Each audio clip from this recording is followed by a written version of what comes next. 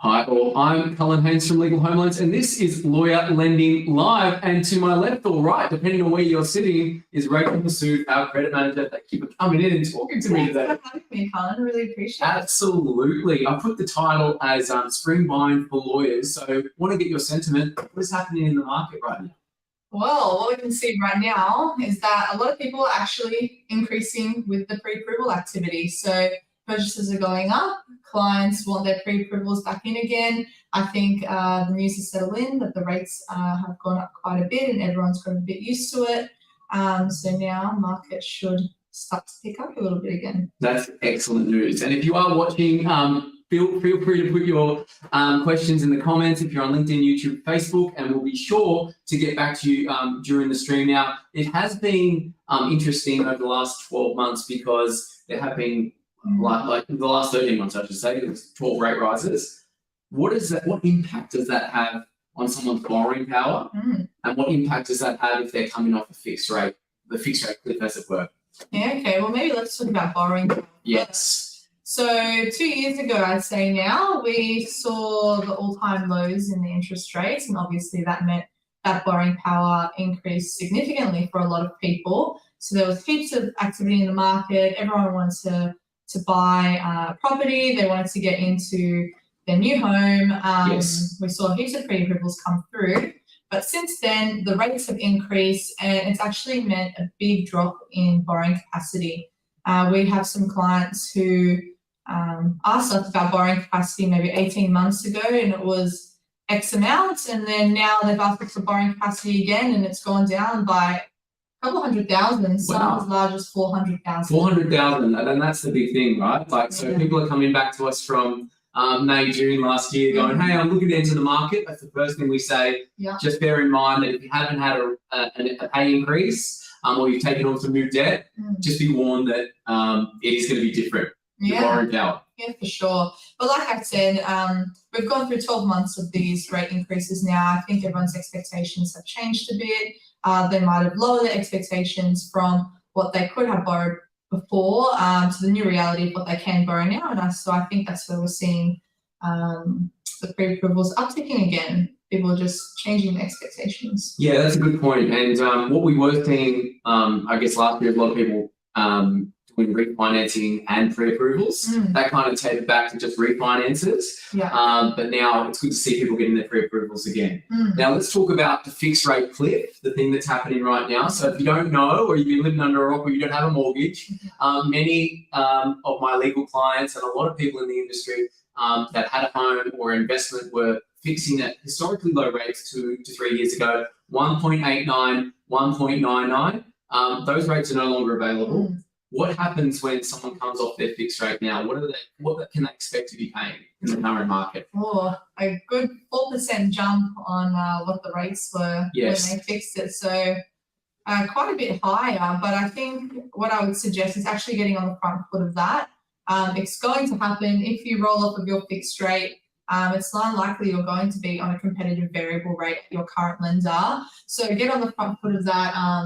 Contact Legal Home Loans or a broker about your requirements once you move off of that fixed rate, and try and have that organised before the fixed rate expires, so you know how to manage your budget as well moving forward, and you just have a bit more of a realistic idea of what your repayments will look like. That's what it is. And I think just ripping off the Band-Aid and letting people know, if you are coming off 1.89, 1.99, it's around about high fives is the rate right now. Your repayments are expected to double, sometimes triple if you're coming on with interest only. So it is going to hurt. And as Rachael said, get in touch at least 1 or 2 months in advance because some of the banks, they're a bit naughty. They do take their time to discharge. They shouldn't, but they do. So give yourself a little bit of wiggle room.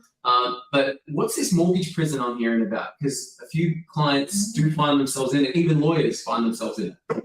Yeah, so mortgage prison, I mean, in relation to the rate rises, like I said, 2 years ago when the rates were low, everyone wanted to go for their max borrowing capacity so that they could get their dream home. Obviously that happened, people purchased, all well and good. And now 2 years on, because the rates have risen, even more than the buffer that the banks put on their servicing calculators, we're finding that some can't actually, or what mortgage prison is where you actually can't afford to refinance as per the bank's calculators. So when the bank does a serviceability assessment, they have the interest rate and they put a buffer of 3% on top of that. And even though in real life you might not actually be paying that higher amount, this is how they calculate whether it's feasible or not for you to obtain the loan.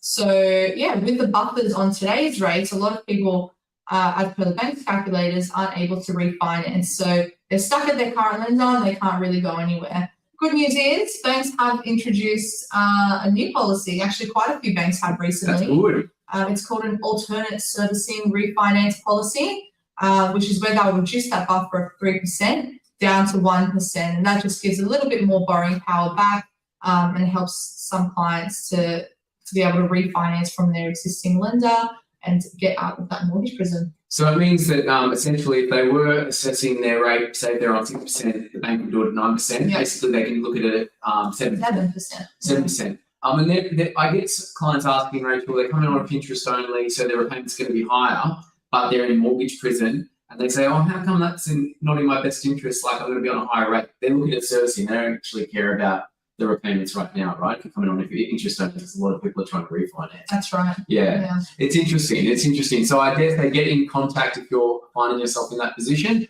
There may be a bank that can assist because there's a lot more doing that policy. Now, the spring is in the air, and we've seen over the last couple of weeks purchase activity and people getting into the market. What are some important things to consider before people even make an offer in the market right now? Because I know it's very tempting. There's not a lot of stock.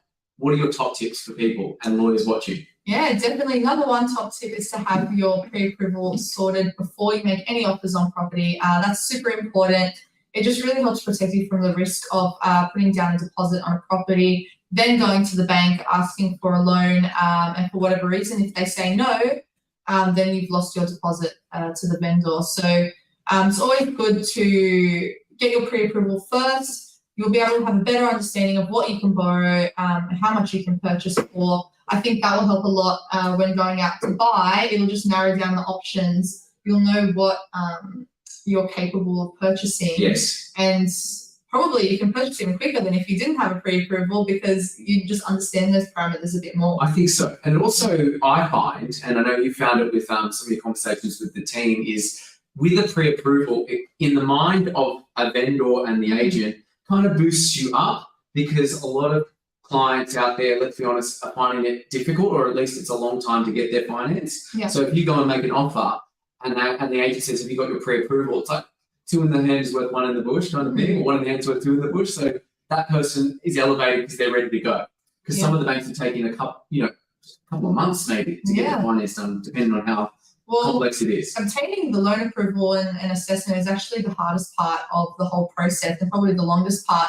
So if you have that bit sorted already, it just shows to the vendor and to the real estate agent that you've done the hard yards, you're serious about your offer on purchasing, and it's likely that you'll be able to move to formal approval and settle quicker than someone who doesn't have a pre-approval. Pre-approval, fantastic. So get it sorted. How long should the process take with the lenders that we're using to get a pre-approval? Once we've found the loan, the bank, we've got all your documents, how long does it usually take? From submission to approval, I would say about 1 to 2 weeks at the moment. Okay. On a conservative basis. So there are definitely lenders that will do less than that, but I think that's a pretty good time frame. Okay, excellent. And that lasts for how long? Depending on which lender, 90 to 120 days. 90 days. So you've got 3 to 4 months, which is good. And if you don't find something, we roll it over. Another top tip is property reports. Are they important? And how many can we order for clients? You can do as many property reports as you want. I guess in terms of importance, it just gives you a little bit more data about the property that you're probably interested in making an offer on. It'll give you details about the suburb that the property is in, what are some nearby facilities, schools, shopping centres. Correct. Demographic, income, amenities. Like, it is so good. I highly recommend you order them.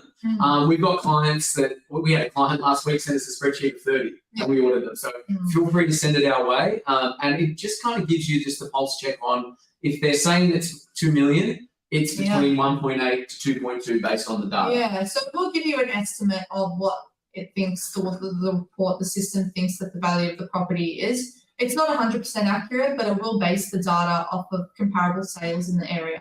We'll actually show you as well a list of properties in the area that have sold recently, how much they sold for, and you can maybe question the agent a bit if it seems that they're overvaluing the property or pushing a bit too much with the price. Do lawyers and agents mix, do you find, Rachel? Sometimes. Yeah. I think it depends. Exactly. Look, I don't want to denigrate any agents. We have many good buyers agents and whatnot, but it is always good just to find out what the property's worth behind the scenes, and we can definitely help you do that. Third tip, should people be making offers subject to finance without the finance, in your opinion? Good question. Yes. Oh, well, I think there's still a small risk in making an offer that has a cooling off period. I think with the finance clause, you do have to actually show that you've been rejected from a bank. Yes. With a cooling off period, you have a period generally of 5 to 10 business days to obtain an approval from the bank. I mean, the risk is much lower than if you went to auction and paid a 10% deposit and exchanged that way, but you still do have to pay a small holding deposit to the vendor. So I guess that is a bit of a loss there if you don't get the approval. I think the only thing that becomes really stressful with that is the timing of getting the approval from the bank. If you don't have if you don't have a nice vendor who doesn't let you extend the cooling off period, if the bank is delayed, then it just puts a lot of unnecessary stress on everyone, all parties as part of the process. So that's why we highly recommend pre-approval first. And just a reminder, if you do make an offer subject to finance, your holding deposit, no matter if you proceed or not, you won't get it back. That's right. That's it. That's a done, gone, and in stone thing. In terms of legal professionals and any special dispensations they can get, there's been rumours out there that the banks are getting rid of the 90% policy. Is that true? No, it's not true. Don't listen to them. I hope not. So we still have our lenders that will offer waived LMI for legal professionals who are looking to borrow up to 90% of property value. This is a great product to be able to have access to. I mean, a lot of people the general population have to put in 20% deposit in order to not pay LMI. The lawyers or legal professionals only have to put in 10% deposit. So that's quite helpful, right? Very helpful. And also through those policies, you can access better rates than someone else having to pay LMI at the same loan to value ratio. Yeah, that's fantastic. So what if I'm a lawyer, I'm sitting here, I'm not a lawyer, but if I am a lawyer who's sitting here, Rachael, I've got a practicing certificate, can I get that waiver? You can. So I don't have to be earning a certain amount or be a certain position? No. Okay, that's great to know. All right, fantastic. Of course, there are banks that do that, but we've got at least one that doesn't need any of that, just a practicing certificate. So that's very good. They may or may not be. There are still options. There are options there. Fantastic. We've had a lot of promotions recently in the firms. So and a lot of people who've made partner, like salary, equity, or fixed draw or whatnot, they're considered self-employed. How hard is it for them to get finance in the market right now? New partners. New partners, I think it just depends on the lender. Generally, at least 3 months, depending on what type of partnership structure you're on. Yes. I would say for a fixed draw, at least 3 months in the role. Okay. Will give us a lender that will be able to look at that favourably with a CFO letter and just statements showing the distributions. Equity partners, look, there's always ways that we can get around that. There are. If you've been in the industry for a while, which I'm sure you have if you're an equity partner, then you can pull some strings, get some exceptions. Otherwise, 1 year financials generally works the trick. But we like to rest on CFO letters. And why are we able to get that? We're what's known as platinum brokers, or the top 1%. what does platinum broking mean in the broking industry at large? Good question. It is. So as platinum brokers, we actually have access to the credit managers themselves at the bank. These are the people who sign off on the LMI waivers, for example, and they also sign off on exceptions to policy or what they consider to be scenarios that are outside of their normal lending criteria. So because we have access to them, we can call the manager directly, workshop the deal with them prior to submission, which is always a plus, saves time. Definitely. And then when we submit the application, if they give us their approval, we submit the application, mention that we've spoken to that credit manager, the file goes to them, it gets signed off. That's so good. Okay, good to know. So that saves the whole process of actually lodging a live application and waiting. You get the kind of semi-outcome beforehand. Yeah, of course, it still has to be reviewed and assessed, but we at least get sign-off on the exception to policy part prior to submission. Fantastic. And our two other important clients are barristers and firm owners, starting with barristers first because they are like their own mini, business in itself, but they're all sole traders. What's available to barristers in the current market? Are they able to get that 90% and are they able to buy something and maybe couple their business lending, chambers lending at the same time? Yeah, so definitely have access to the 90% waiver, just need a practicing certificate. But yeah, with barristers, if you are looking to buy a home or refinance your existing home and also purchase chambers at the same time, we can definitely do what's called a dual application where we do a joint residential and commercial loan. And that can be both secured and unsecured, the chambers, I believe. Yeah, so if you don't have a property yet or you have a property that doesn't have a lot of equity in it, we can do unsecured chambers. Fantastic. And firm owners, a lot of them have got 2022 financials done. Can banks rest on 2023 financials, drafts or finals if the year is showing better income and we want to boost our borrowing? You can. Fantastic. Is that an easy process? Fairly easy process. Oh, great. Okay, we've got the processes to do that. You don't want to give away too much, everyone. Here we go. No, it is an easy process. Generally, you just need to get drafts from your accountant, or if you want to rest on 2023 financials, just get draft tax returns from your accountant. Sometimes it helps to get, it always helps to get a letter from the accountant confirming these are the final figures and won't be changing prior to lodgement. That's a good point. Of the tax returns. And then we can work with some lenders to be able to rest on that income. Fantastic. And I know our crystal ball is broken, like finishing off the stream, current cash rate 4.1. What's going to happen in future? Have we got any predictions from the banks or what they think is going to happen with the cash rate? Yes, we do have a few predictions from the banks. I guess in terms of the big four, CBA, Westpac, NAB and ANZ, all of them, well, basically Westpac, NAB, ANZ are saying they don't think any of the reduction in the interest rate will occur until August or onwards next year, which is still a year away. CBA are a bit more optimistic. They think that the rates will decrease early next year. So we'll see what happens there. Hopefully it is earlier rather than later. We hope so. We hope so. My goodness. And well, this has been great, Rachel. Thank you for joining us. It's been great insights, wonderful work. And thank you everyone for joining. My old GM from Four Seasons, Rudolph Van Dyke, who joined, said, we've reached celebrity status. Stay well. Well done, Rachel. Thank you, Mr. Rudolph Van Dyke. And anyone who's got any questions, feel free to either call our main line or inquiries@legalhomeloans.com.au, and one of our brokers would be happy to speak to you, our lending specialist. Take care, everyone. Have a wonderful Wednesday. See you. Thanks so much.